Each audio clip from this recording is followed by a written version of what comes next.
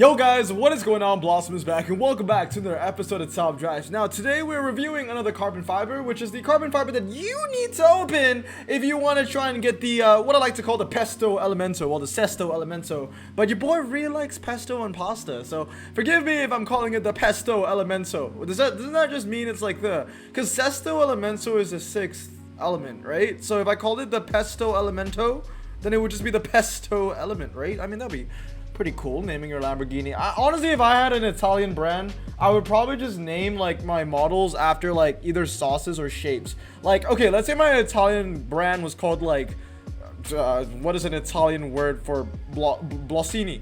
The blossini spaghetti, the blossini rigatoni, the blossini fettuccine, the blossini pesto, the blossini marinara, the blossini e olio. Honestly, like I think the name's kind of slap. But anyway, I'm gonna review the carbon fiber that you need to open to compete in the finals, whether it's a good pack or a bad pack. Obviously, I took a break from the series. I didn't review the last pack, the grab bag, which had the Bentleys and the Jags, because like I said, I hope I never have to see anything like that ever in the game. If not, like honestly, like if it ever shows up again, like a pack like that grab bag pack, the Bentley Jaguar from like a week ago, like that just tells me that Hutch didn't fire whoever was in charge of making that bullshit. But anyway, new day, new pack. Similar cars though, let's be honest, because we've seen this Audi in the Tri-Series before, we've seen this Viper in the Tri-Series before, we've seen the Zeebo in the Tri-Series before. Remember what it was? Yes, it was the HDI FAP. But let us get into it. Our ranks: Dirk Kaiser, Daily Driver, Frequent Provider, Pernicious Ulcer, and Hot Garbage. And we are starting off with some very hot garbage. It is indeed the Audis. Now, okay, where am I going to put these Audis? Am I going to be nice and put them in Pernicious Ulcer? Or am I going to be mean and put them in hot garbage? It's a tough question, this, because they're all four-wheel drive and they're all medium ground clearance. You know what I mean? So they all have some sort of value just because of what their base what their base foundation is, basically medium ground clearance four-wheel drive. But when you have so many of them in the game, then it kind of becomes like, oh, you only really care about the best of the medium ground clearance four-wheel drive Audis. So I'm gonna do it this way: if you are not the best four-wheel drive medium ground clearance Audi, you're going on hot garbage regardless of the medium ground clearance and the four-wheel drive versatility that you bring. All right, next up, the BMW M5. I think is a frequent provider. I will always like live in the past when it comes to this car, honestly, because back in 2017, in the beginning of Top Drives, okay, before Christ, I guess, just you know, in the early days of Top Drives, the BMW M5 was like this amazing godsend of a car. Well, I said it's before Christ, so I guess it's not godsend. I guess it's like whatever cent, I don't know. But yeah, the M5 used to be great, dude. It used to have like 88 MRA and I loved it. But yeah, nowadays it doesn't have that MRA anymore. Still medium ground clearance, it's still saloon, and you know, if you put it in a dry setting, it's gonna be better than any Audi or any Subaru. So I'll put it frequent provider. I still use it from time to time. It's also a car from the 90s and it competes with a lot of the Audis that you see at the bottom, and it's better as long as you take it out of the rain equation. All right, next up, the BMW M Coupe. BMW M Coupe is also gonna be a frequent provider. It's one of those hybrid cars, master of nothing, you know, jack of all trades, whatever. Low 0 to 60, a very low 0 to 60 for a 56 RQ, and it always was known for having a low 0 to 60 for its RQ, even before the RQ rescaling in PL15. And it still has a low 0 to 60, and the handling is decent, and it's a lightweight car, but weirdly enough, it's a car that you don't use that often, and at the end of the day, it boils down to the fact that, you know, it's a master of none, jack of all trades. It's gonna lose everywhere, but it's not really gonna win you a lot, but it's a pretty safe car if you only want to lose by 50, because the handling is decent, it's light, it's nimble, and it has a very low 0 to 60 for its RQ. Alright, moving on, the BMW X5 4.4i. Hot garbage. And then the BMW Z8, also hot garbage. Honestly, like, there's nothing good to say about the BMW Z8. I know it went down a lot in RQ. It used to be like RQ58. But really, the Z8 doesn't bring a lot to the table. It doesn't have, it's not a dragster, right? The 0 to 60 is low for its RQ, don't get me wrong, but it's still not good enough to be a dragster. You have cars like the Charger or even the Miura, which isn't even as good as a Charger. Both cars are still better than the Z8. The handling isn't very strong as well. That's like super air handling. You can even say it's rare handling. Top speed speed isn't high. It's not really much of a specialist in any kind of condition. And honestly, looking at it as a hybrid, it's still not that strong. So hot garbage. All right, the Mazda RX-7s. Obviously, I have a newfound affinity towards the I've always liked the RX-7, but ever since I started playing Need for Speed Heat, like, my love for the RX-7 has just propelled to new heights. Both of these cars have always been quite decent, I would say, when it comes to top drives. And yeah, I'll put them both in freaking provider. I mean, both of them kind of have their pros and cons, right? The white RX-7 is slower to 60, but it's cheaper in RQ. The red one is faster to 60 and it's higher in RQ. They both handle very well. They're both light, and they're both, you know, under RQ 55, so kind of lower range ultra rare, and they still provide a lot of value for what they are with their base stats. So the RX-7s are decent. I would say that I use them from time to time, especially in clubs. But outside of that, I don't use them too often. But yeah, no, they're not bad. They're not bad. Okay, Mercedes-Benz E430 is hot garbage. The MRA on the E430, to be fair, is not bad. The only issue about the Mercedes-Benz E430 is it competes with the Maybach. Literally directly. They're both Mercs, they're both saloons, they're both standard tires, and they're both rear-wheel drive standard, right?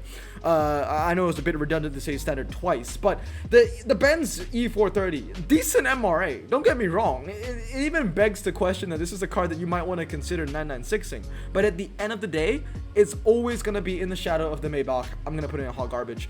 All right, next one, Mercedes-Benz E55 AMG. That's our first daily driver of the day. One of those cars where I'm really looking forward to getting in my garage. Handling isn't the strongest thing in the world, but the MRA is decent, obviously, for that, you know, notable AMG, but also the 0 to 60 is relatively low for a medium ground clearance saloon. Also, it's the best city streets car to use for that isn't the Evo for the final. So that's actually a pretty good car. I'm really looking forward to getting it in my collection. It's been a car that I've always wanted, to be honest. If I got it as an Epic, I wouldn't have maxed it out, but I definitely would have locked it and kept it. You know what I mean? But I never got it as an Epic, so hopefully I'll get it as an ultra rare. If not, it'll be really sad. All right, next up is the Mercedes SL73. Now, I've always been a fan of the SL. The SL is fantastic. I'm gonna put it in pernicious ulcer.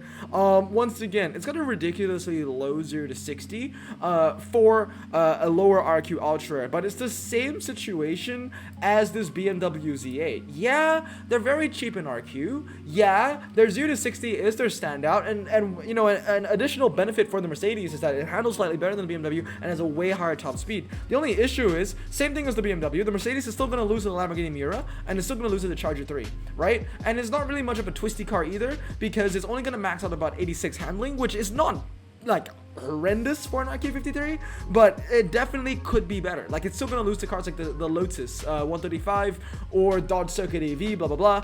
And once again, you know, you cannot pair bad MRA and a high top speed. It's useless. Having a high top speed with no MRA is absolutely useless, and that's exactly what this Mercedes has. No MRA, but a high top speed. So that high top speed, that 186, that's all placebo. It's never gonna hit anything close to that. You know what I mean? So just because it's slightly better than the BMW Z8 in terms of 0 to 60 and handling and top speed and basically all accounts, I would rank it higher than the Z8, even though it is more expensive to use, but it's still not a good car. Pernicious ulcer is still not a good place to be.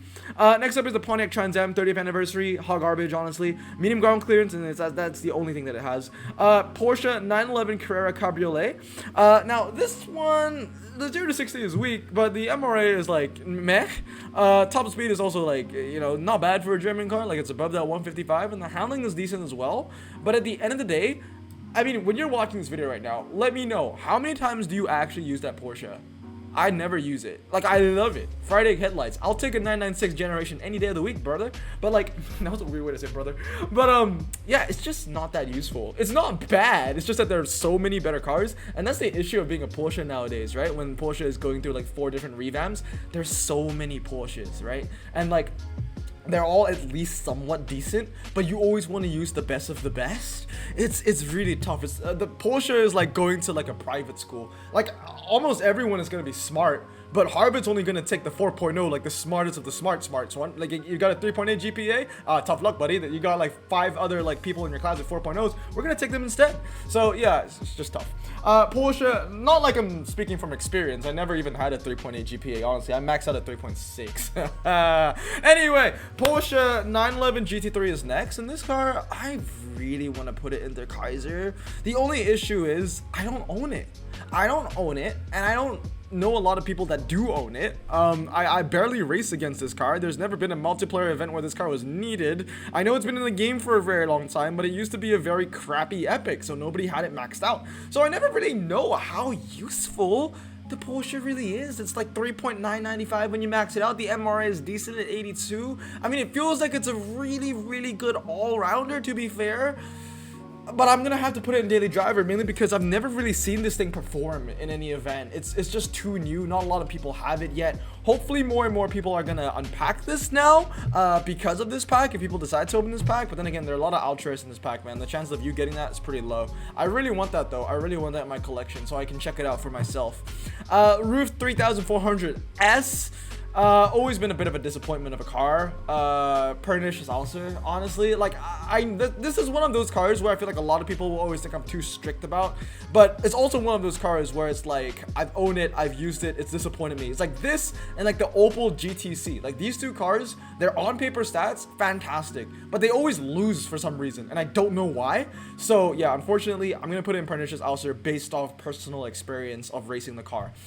Roof RGT. Now, I recently got this, like, yesterday because I won it from the prelims. I was really excited to get it. It has no MRI, about 70 MRI, and like I said, it's a very, I said this in a recent video, yesterday's video, 4585 is your standard for a higher RQ ultra. It's very average, not bad, not good, and I think the RGT kind of is the average ultra rare. 4585 alongside cars like the Chrysler Firepower, for example. The stats aren't bad, but it ain't no standout either. Very average. Subaru Forester. This one, I feel like some people might disagree with me. I think it's freaking provider. I don't think it's too bad. Handles really well. 4-wheel drive, standard tires. Really cheap to use, and it's relatively lightweight. 0 to 60 is low, but who the hell cares when you want to put it on a slalom, G-Force, or a city streets medium? So yeah, I think it's a pretty average car, to be fair, for an RQ50. All right, then the Subarus. Oh, Subarus, in my opinion, are just slightly better versions of Audis because they just handle better and they're lighter. So because of that, I'm going to put them both respectively a rank higher the other Audis and equal to the S4. All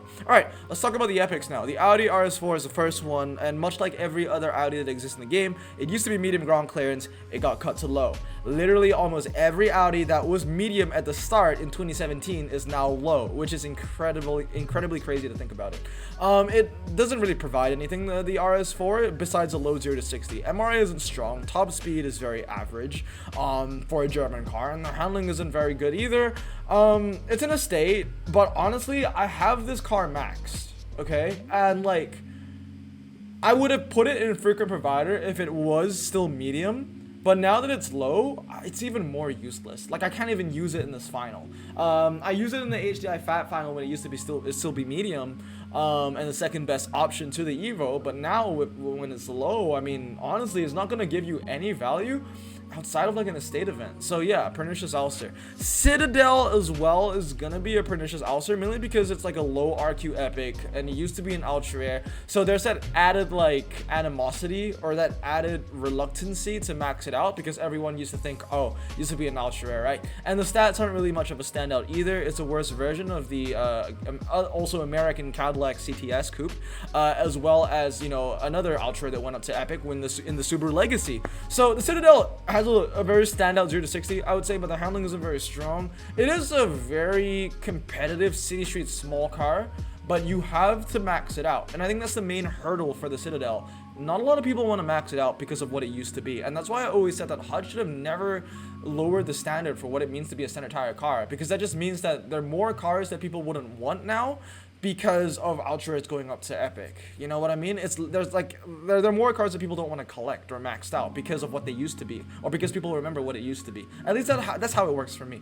All right, next up are going to be the Vipers. Now, I love my Viper ACR. The Viper ACR is like fantastic. I mean, it has a high top speed, great MRA, and a low 0 to 60 to boot. The handling isn't very good, but it's not bad enough to be called a downright dragster. But the RQ is low, so it kind of, you know, operates in that lower RQ level of the Epic collection. It's a car that is only used in very niche circumstances, though. I would give it a very high Pernicious ulcer. I can't bring myself to even put it at frequent provider because I own one max and it's won me a prize car. But after I won that prize car, and I can't even remember what it is anymore, I believe it was the Koenigsegg 1-1 like 2.5 years ago.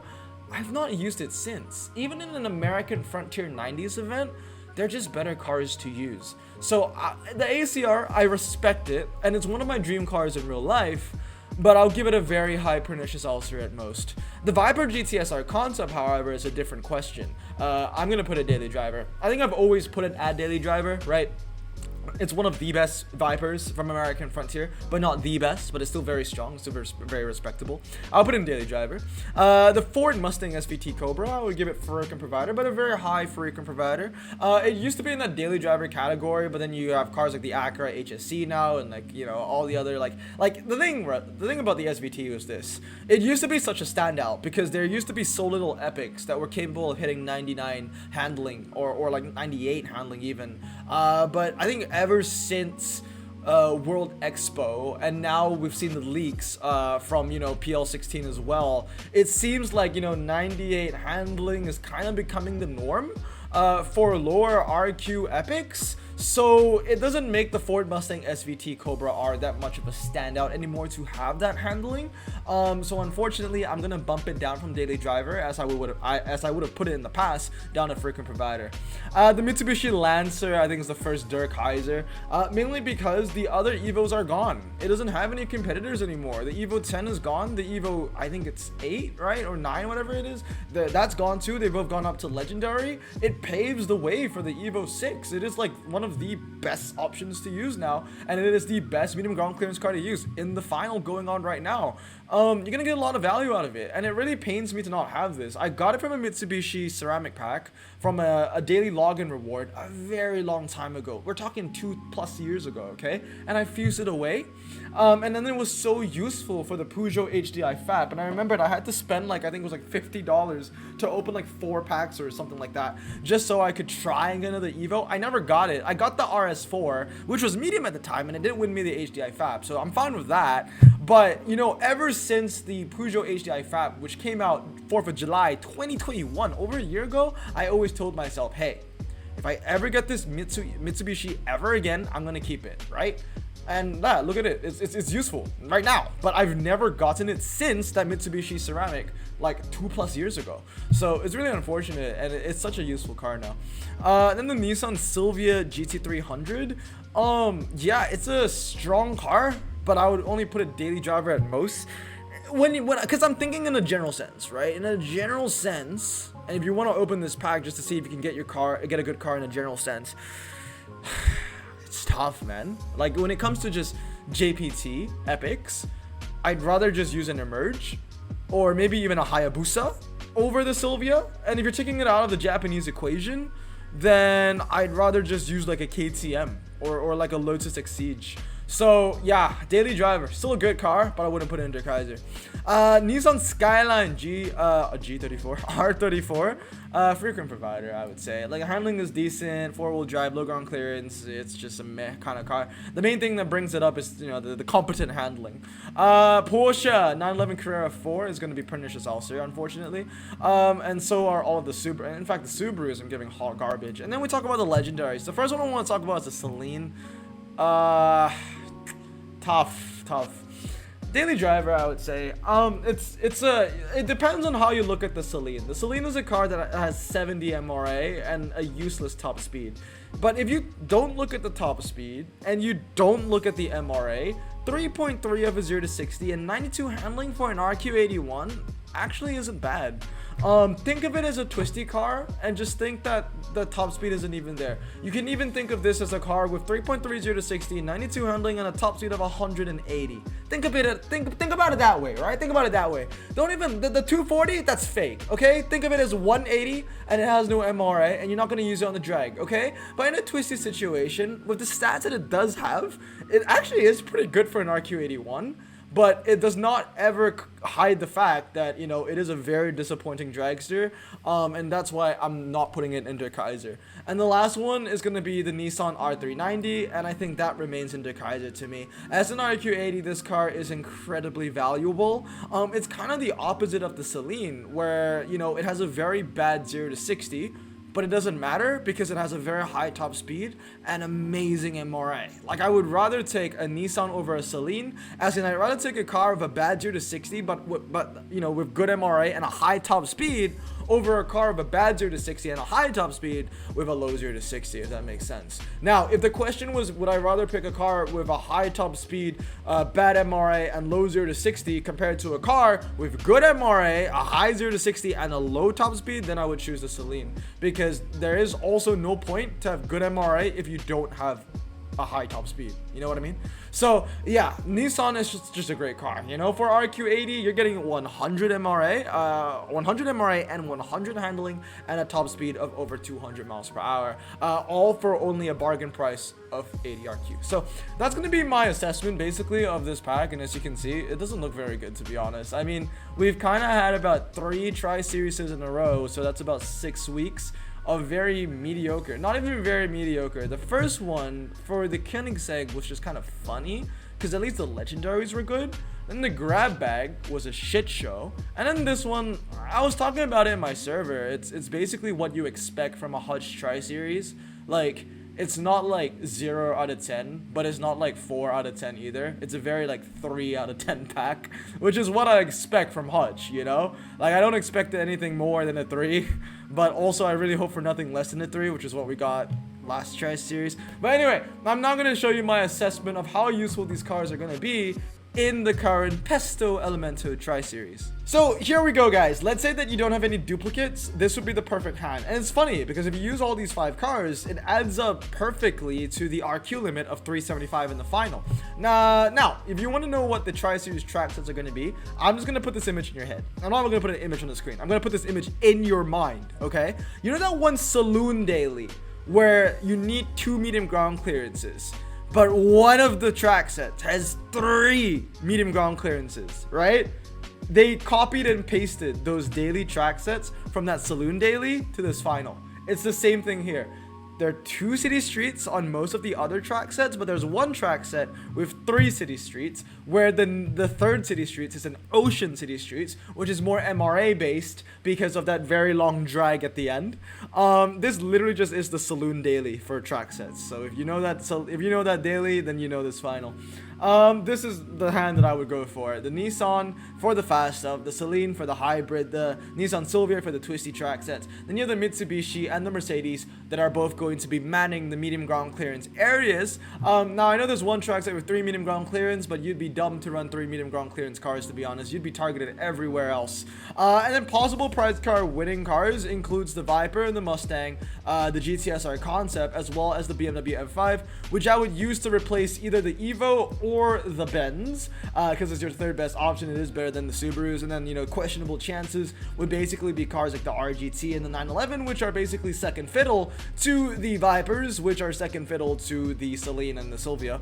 And then sus, these are cars that are probably not going to win you the prize car at all, including the Mazda, the Audi, and the Subaru Impreza WRX. And then Go See a Doctor are the cars that are definitely not going to win you the prize car. This includes cars like the BMW X5, the Subaru Forester, and the BMW Z8. Now, if you want to know what the perfect or the closest to perfect hand that I've ever seen for this final, I'm going to show you a picture right here. This is indeed Korn's hand. Korn has 5 of the Nissan R390 GT1 road cars, and it's kind of unfortunate that he can't use all 5 for this final, because that would have just been one hell of a flex.